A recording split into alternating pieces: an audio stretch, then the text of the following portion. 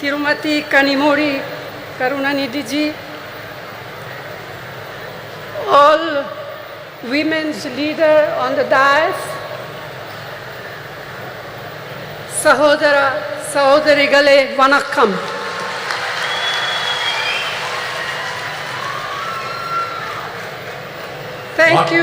Thank you, Chief Minister of Tamil Nadu, Thiru M. K. Stalin, for inviting me to this Women's Rights Conference. We are assembled here to commemorate the work and memory of the great son of India, Thiru Dr. K. Karunanidhi, lovingly called Kalaignar. மாண்புமிகு ஸ்டாலின் அவர்களே, அன்பிற்குரிய கனிமொழி அவர்களே, மேடையிலே அமர்ந்திருக்கக்கூடிய மகளிர் தலைவர்களே, இந்த அருமையான நாளில் ஒரு மாபெரும் தலைவருடைய நூற்றாண்டு விழாவை முன்னிட்டு நடத்தப்படுகின்ற இந்த மகளிர் உரிமை மாநாட்டிற்கு என்னை அழைத்த முதலமைச்சர் ஸ்டாலின் அவர்களுக்கு என் நெஞ்சார்ந்த நன்றியினை தெரிவித்துக் கொள்கிறேன்.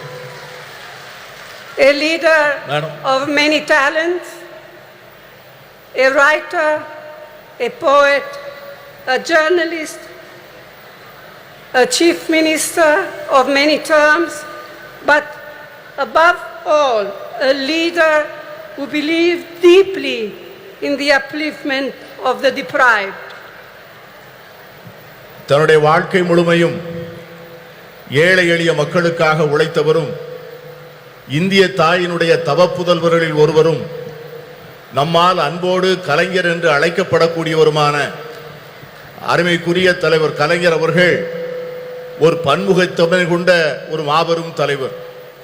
ஒரு எழுத்தாளராக, ஒரு பத்திரிகையாளராக, ஒரு முதலமைச்சராக, ஒரு நிர்வாகியாக அவர் ஆற்றிய பணிகள் மகத்தான பணிகள்.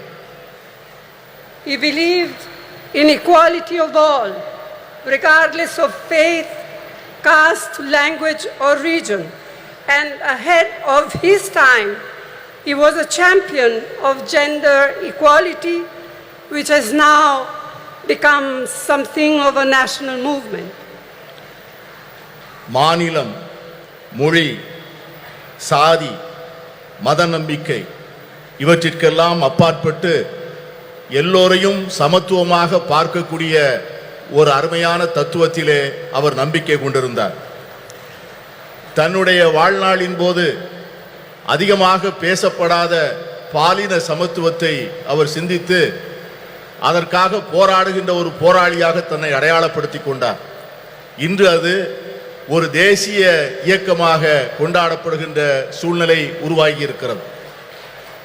Our women have made India proud in multiple fields and sectors, in spite of the shackles of tradition, patriarchy and culture that stood on their way. This struggle for equality has had many ups and downs. But today, Indian women shine in many spheres. To mention just a few: science, knowledge, skills, culture, and sports and politics. And above all, as centers of our families and leaders of people. நம்முடைய பெண்கள் இந்தியாவிலே மிக மகத்தான சாதனைகளை செய்திருக்கிறார்கள். மரபு வழி சமூகம், ஆணாதிக்க சமூகம், கலாச்சாரம் என்கிற தடைகளை எல்லாம் மீறி அவர்கள் மிக அருமையான சாதனைகளை செய்து முடித்திருக்கிறார்கள். இந்த நீண்ட நெடிய போராட்டத்தில் ஏற்றங்களும் இருந்திருக்கின்றன, இரக்கங்களும் இருந்திருக்கின்றன. ஆனால் இன்று இந்திய பெண்கள் பல்வேறு துறைகளிலே ஒளிர்கிறார்கள். சிலவற்றை சொல்ல வேண்டும் என்று சொன்னால், விஞ்ஞானத்திலே, அறிவிலே, ஆற்றலிலே, கலாச்சாரத்திலே, விளையாட்டிலே, இவை எல்லாவற்றிற்கும் மேலாக நம்முடைய குடும்பத்தினுடைய மைய பொருளாக, மக்களுடைய தலைவர்களாக அவர்கள் ஆற்றுகின்ற பணி மகத்தானது. இருந்தாலும் கூட இந்த போராட்டம் இன்னும் நீண்ட தூரம் பயணிக்க வேண்டும், இன்னும் பல்வேறு தடைகளை தாண்ட வேண்டும். Yet we all know this struggle continues and there are many more frontiers to cross, especially for our disadvantaged sisters. இருந்தாலும் நம்முடைய ஏழை எளிய சகோதரிகள் இன்னும் ஏராளமான தடைகளை தாண்டித்தான் இந்த சமத்துவத்தை பெறுவதற்கான சூழ்நிலை உருவாகி இருக்கிறது.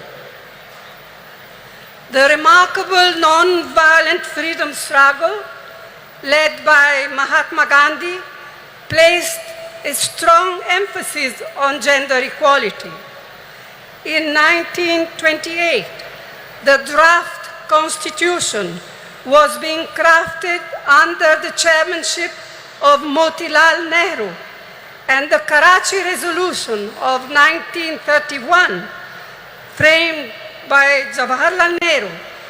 Both these documents championed women's rights, advocating for equal voting rights, political and economic rights, and fair wages. They laid the foundation for women to play an equal role in our nation's building. They embodied the promise of universal suffrage, gender equality, and the socialist equitable society.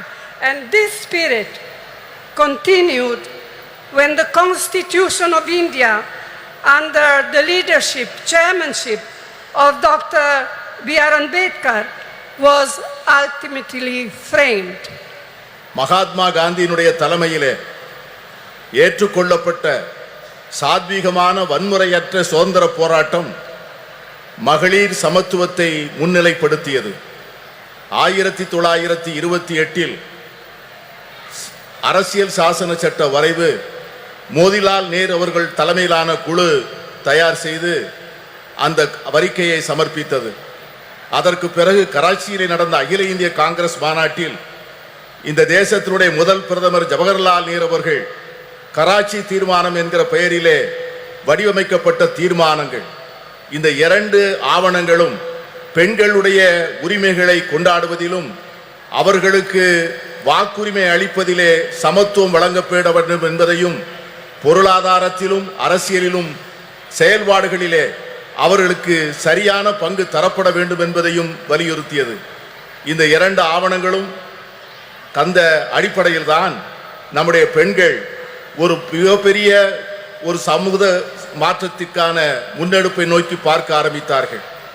இதைத்தான் எல்லோருக்குமான வாக்குரிமை, பாலின சமத்துவம், சோசலிச அறம் சார்ந்த சமூகம், இவைகளெல்லாம் அந்த இரண்டு ஆவணங்களில் சொல்லப்பட்ட அந்த விஷயங்கள் தான் பாபா சாஹேப் டாக்டர் அம்பேத்கர் அவர்கள் இந்திய அரசியல் சாசன சட்டத்தினை வரையறுக்கின்ற போது இந்த தத்துவங்களை உள்ளாங்கி அதை மேலெடுத்து செல்லக்கூடிய சூழ்நிலை ஏற்பட்டது. Who can forget what our first Prime Minister Jawaharlal Nehru once said, I quote, "If you educate a man, you educate one individual. However, if you educate a woman, you educate a whole family. Women empowered means India empowered." Unquote. ஒரு பெண்ணை நீ படிக்க வைத்தால், ஒரு ஆணை நீ படிக்க வைத்தால், ஒரு தனி நபரை மட்டும் படிக்க வைக்கிறாய். ஆனால் ஒரு பெண்ணுக்கு கல்வி கற்றுக் கொடுத்தால் ஒரு குடும்பத்திற்கே கல்வி கற்றுத் தரப்படுகிறது. மகளிரை அதிகாரப்படுத்தினால் இந்தியாவை அதிகாரப்படுத்துகிறோம் என்கிற ஜவஹர்லால் நேரு அவர்களுடைய வார்த்தைகளை யார் மறக்க முடியும்?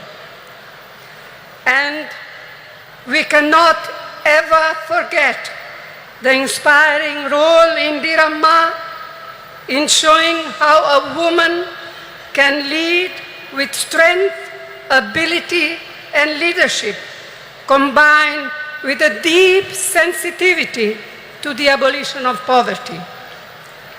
அன்னை இந்திரா காந்தி அவர்கள் காண்பித்த தலைமைத்துவம், அவர்கள் காண்பித்த ஆற்றல், அவர்கள் காட்டிய வழிகாட்டுதல் ஒரு பெண் எப்படி தலைமையேற்று செயல்பட முடியும் என்பதற்கான மிகப்பெரிய எடுத்துக்காட்டு.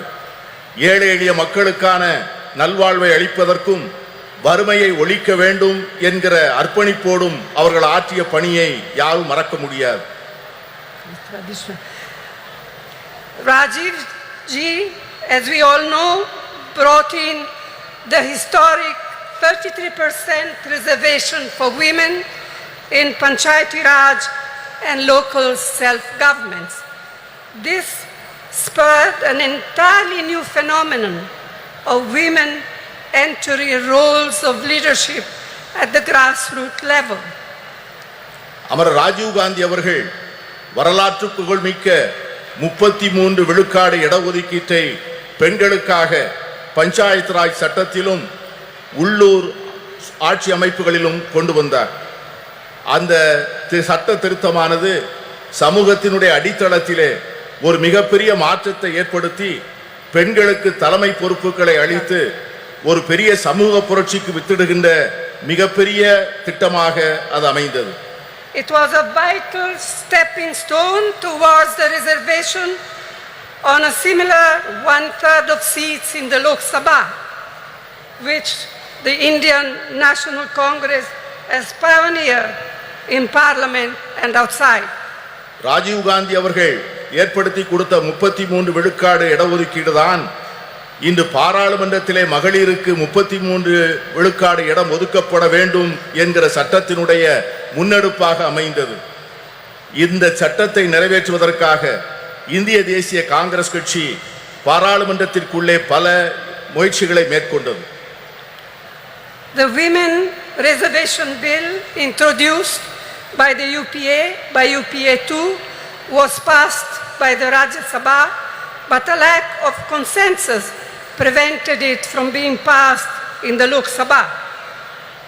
Now, the Women's Reservation Bill has finally been passed due to our relentless persistence, all of us, not just Congress, our relentless persistence and effort. But as we all know, it has still a long way to come. And as Mehbooba ji said, and as many of us, Member of Parliament, said in our intervention in Parliament, when is the bill now going to be implemented? In 1 year, in 2 years, in 3 years? We have no idea. Yes, I can see that some of you men are happy, but we are not. We women are not. And we are going to fight for it till we eventually get there, whether you men like it or not. மகளிர் இடஒதுக்கீட்டுக்கான சட்டம் ஐக்கிய முற்போக்கு கூட்டணி அரசால் 2010 March மாதம் 9ஆம் தேதி மாநிலங்களவையிலே நிறைவேற்றப்பட்டது. ஆனால் மக்களவையிலே ஒரு கருத்தொற்றுமையை உருவாக்க முடியாத காரணத்தினால் அந்த சட்டத்தினை நிறைவேற்ற முடியவில்லை. இப்பொழுது இந்த சட்டம் நிறைவேறியிருக்கிறது என்று சொன்னாலும் கூட இந்த சட்டத்திற்காக நாம் எடுத்துக்கொண்ட முயற்சிகளும் நாம் கொடுத்த அழுத்தங்களும் அதிகம். இங்கே பேசிய பல்வேறு உறுப்பினர்கள் பேசியது போல இந்த சட்டம் என்றைக்கு நடைமுறைக்கு வரும், என்று அமுல்படுத்தப்படும் என்கிற ஒரு தெளிவே இல்லாத ஒரு சூழ்நிலையிலே இந்த ஆண்டா அடுத்த ஆண்டா இன்னும் சில ஆண்டுகள் கழித்தா என்கிற ஒரு நிரந்தரமற்ற தன்மையிலே இந்த சட்டம் உருவாக்கி இருப்பது நாளை வருகின்ற இந்தியா கூட்டணி வந்துதான் இந்த சட்டத்தை நிறைவேற்றி தர வேண்டிய சூழ்நிலையை உருவாக்கும் என்கிற எண்ணத்தை தருகிறது. I am glad to be able to say here today that the government of Tamil Nadu under Thiru Annadurai and then Thiru Karunanidhi laid the foundations of incredible changes in status and opportunity for women. Today, Tamil Nadu stands as a beacon of women's equality and women's development.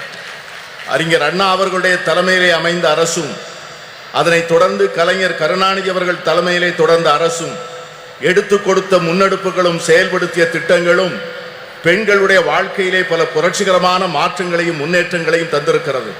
அதன் அடிப்படையில் தான் இன்று தமிழ்நாடு இந்தியாவே புகழ்ந்து கொண்டாடக்கூடிய மகளிர் உரிமைகளிலும் மகளிருடைய சமத்துவத்தையும் கொண்டாடக்கூடிய ஒரு ஒளி விளக்காக திகழ்கிறது என்று சொன்னால் அது மிகையாக.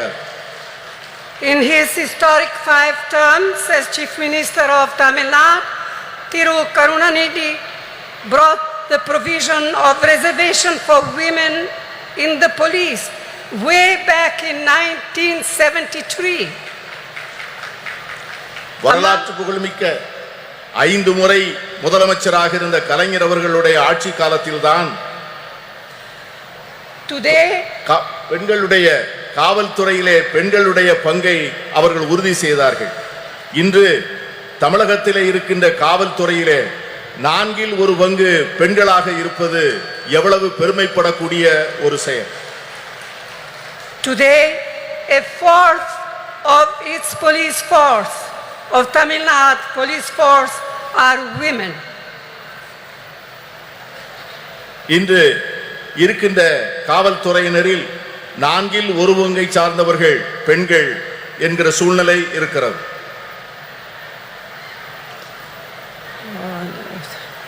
Another very important initiative brought in by Karunanidhi was the reservation for women in government positions.